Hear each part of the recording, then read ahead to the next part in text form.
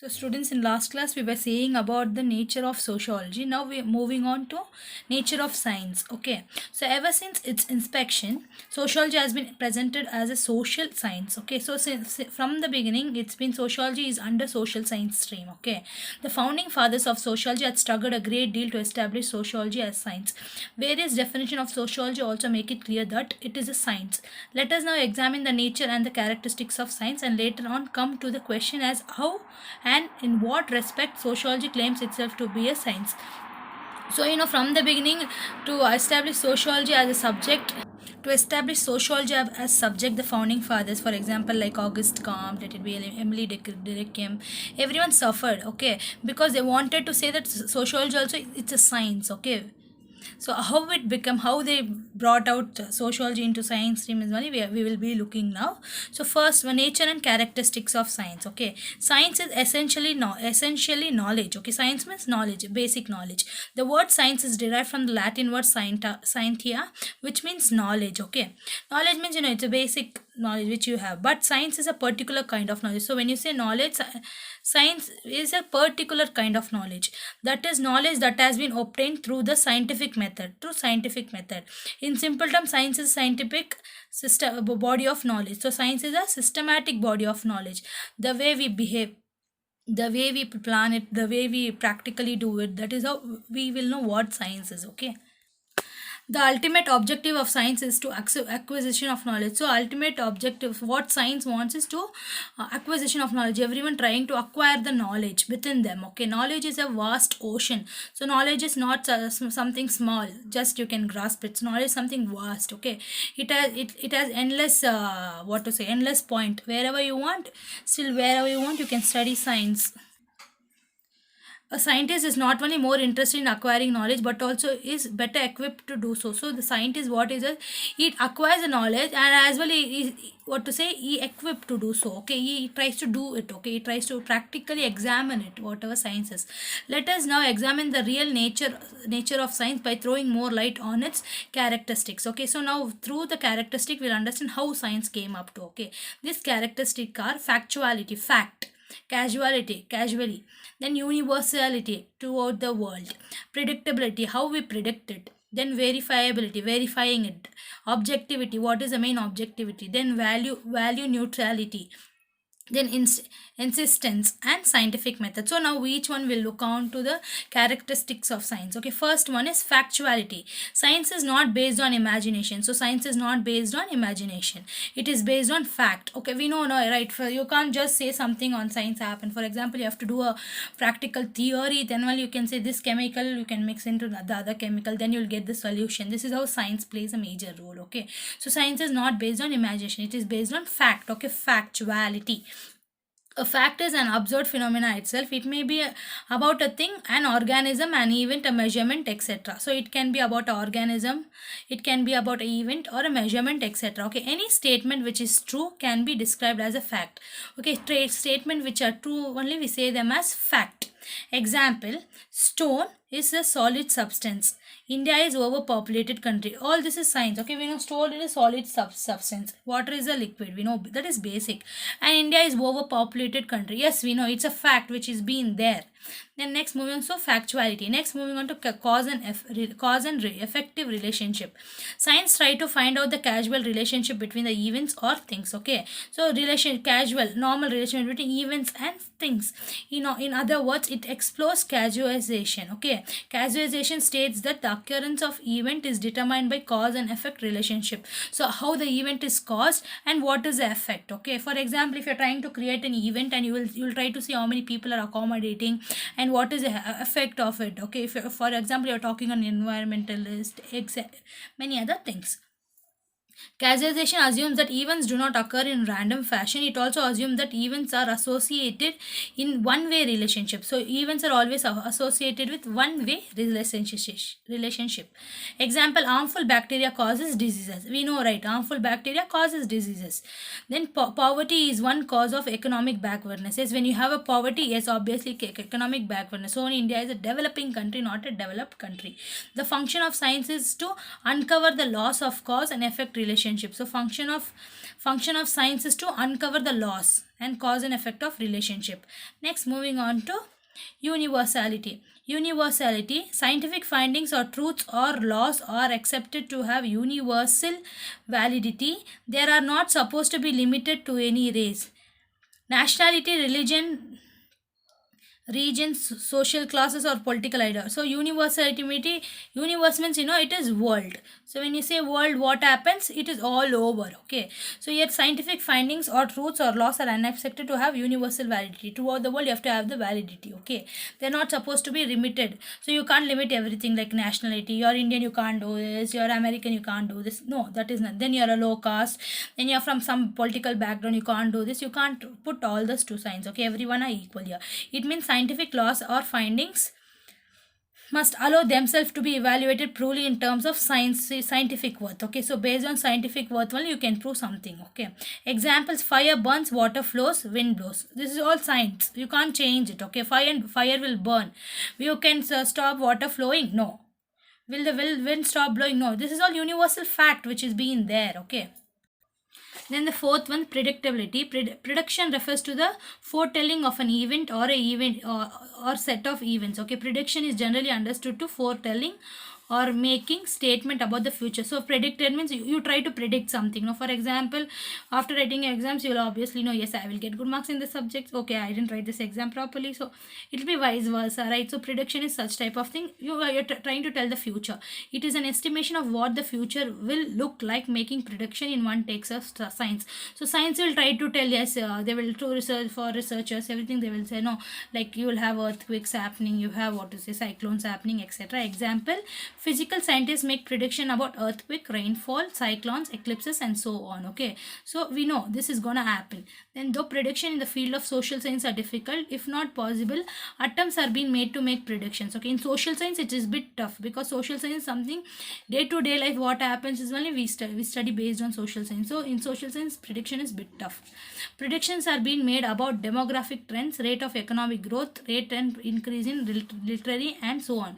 This all we can say. Economic growth, yes, if you're developing in 10 more years, yes, we can predict, yes, through this development will be developed. And in literacy, yes, if education is being given to everyone, India will be an educated in the ways of literacy also, it will be developed. Then moving on to fifth one, that is verifiability. Science is based on verification principle.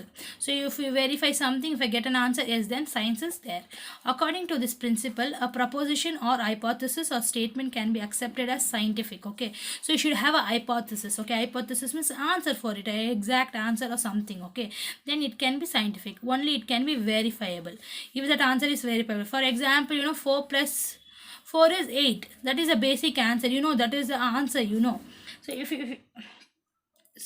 So you try to verify it. Verification refers to any procedure regarded as establishing the truth or the proposition of hypothesis. You try to, for example, 4 plus 4 is 8. Okay, this is a basic. But if you tell a max teacher to do this, she will try to do it in different methods. Okay, to verify it as this answer is correct.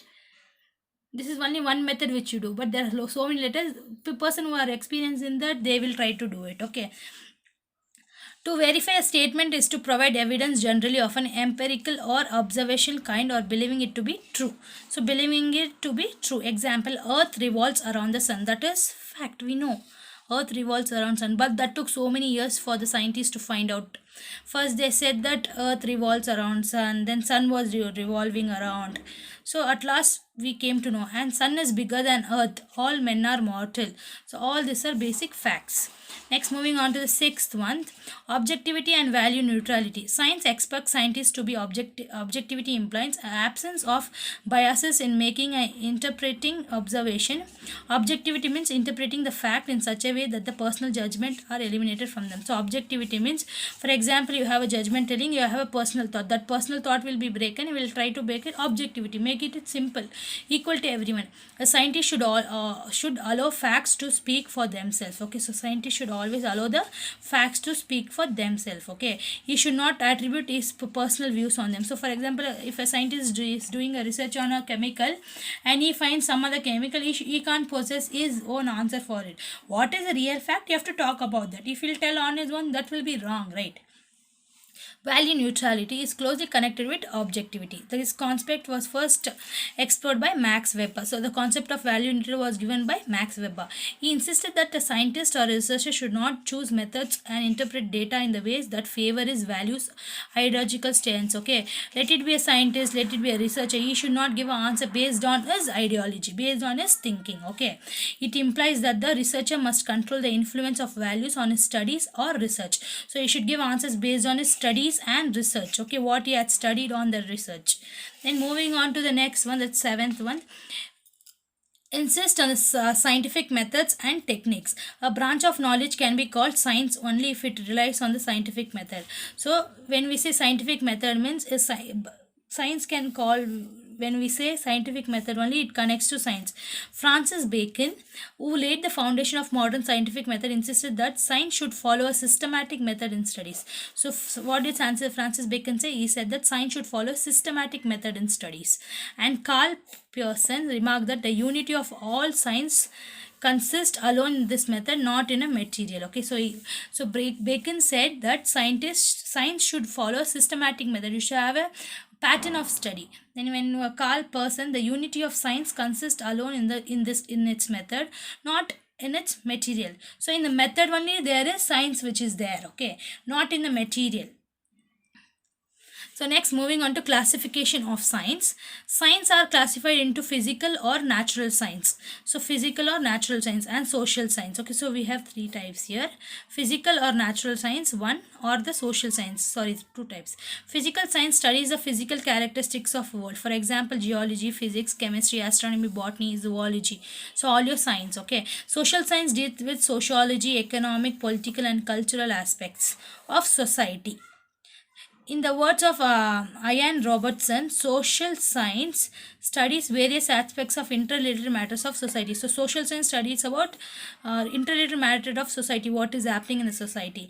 In the simple word, social science studies a complex aspect of human life. So, social studies the complex of the toughest part of human life. For example, history, physiology, political science, economics, anthropology, and sociology, etc. So these are the subjects which deal with the human society and human. So difference between physical and social sciences. Okay, so we have physical and social science. We'll see the differences now.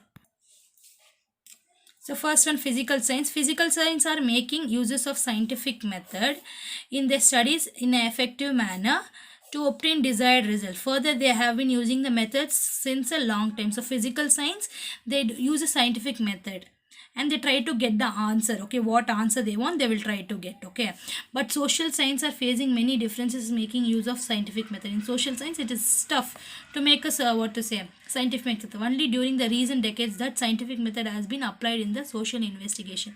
Only in recent times. Now we inquire, right? We have archaeologists going and digging up and excavating the lands and trying to talk about who were there, who were living in the society. So here, yes, it will work out. Here, in earlier it was not working out scientific method, but now they are trying to imply in the society. Physical science make use artificially created laboratories to carry on scientific investigation. The scientists has greater control over the both laboratory and their experience. The physicist or the chemist can hold an experiment on the laboratory at the time when this is suitable for him. Okay, so for science you have labs where you can go do your experiments. Okay, for example, a physical lab, for chemistry, chemist lab. Okay, and you have artificially created what all things they want, they have for them to do the experiment. But here experiments are under laboratory conditions are difficult to be arranged in the field of social science. In social science, it is tough for us to have the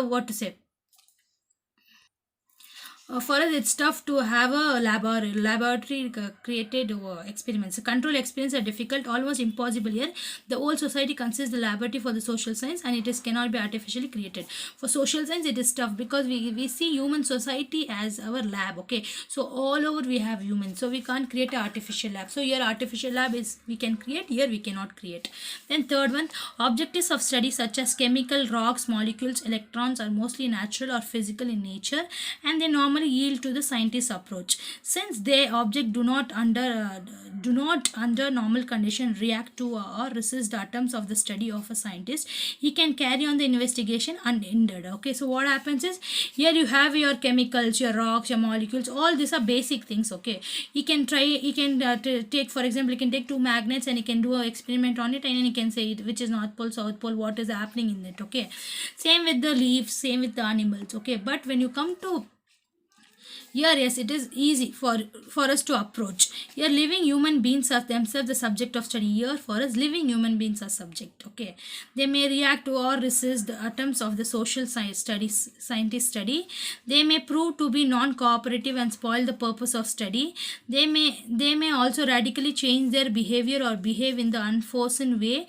Then they come to know that they are being studied. Okay, so what happens here is, here human beings sometimes they will their answer might be correct, they will try to come for the experiment, or they might not come. So it is very tough to do an investigation or experiment on a human beings. Okay, asking them questions, how the society led, it is very tough. So here, yes, you can have the natural things and do. Here it is very tough keeping living human beings.